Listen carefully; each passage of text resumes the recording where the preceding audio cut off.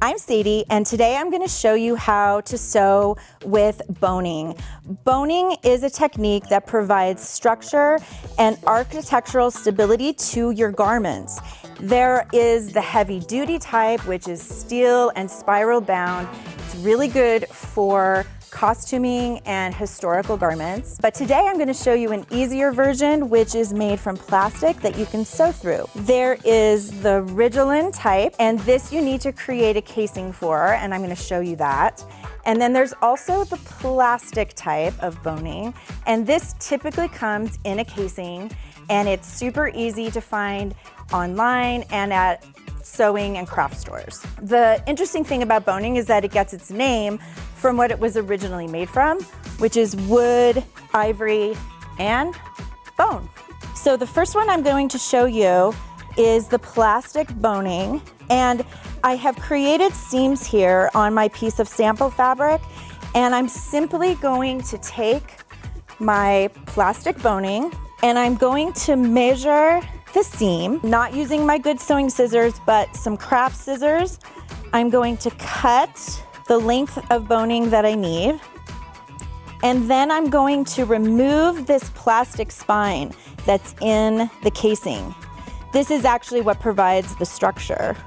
I'm going to set that aside, and I'm going to pin this to that seam. The trick with working with this type of boning is to make sure that when you're stitching, you're not stitching into that channel, because then that would prevent you from being able to reinsert that spine.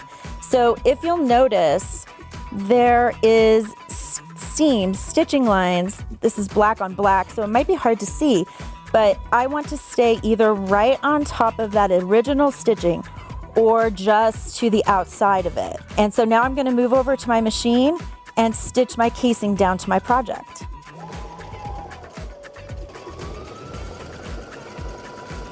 All right, so now you can see that I've stitched down both sides of this casing, and I'm going to reinsert the plastic boning.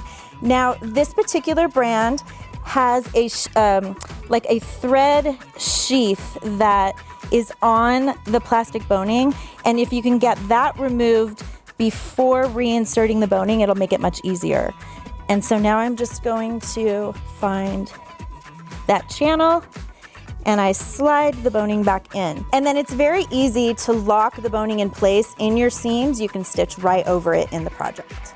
When you sew over the plastic boning, sew nice and slowly. I even recommend hand cranking the machine if you feel like your machine is giving you trouble, but it should be really easy to do. The next type of boning is the Ridgelin Boning, and this is the one where you need to create a casing for the boning, and it works very similarly.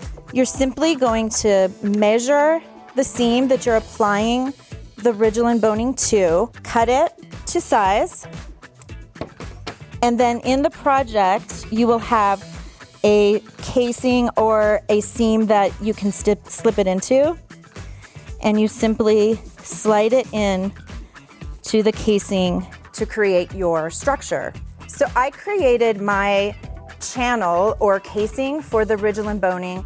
This is folded over fabric, so it's 2 layers of fabric, and I stitched 2 lines down, 2 seams, to create the channel for the Ridgelin Boning.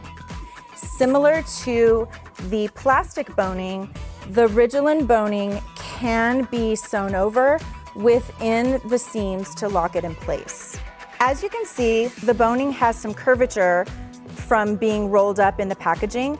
You can press that flat with a hot iron, a pressing cloth, heat it up, warm it up, and then just hold it flat with your hand until it cools, and that'll straighten it out. So those are the basics of working with boning.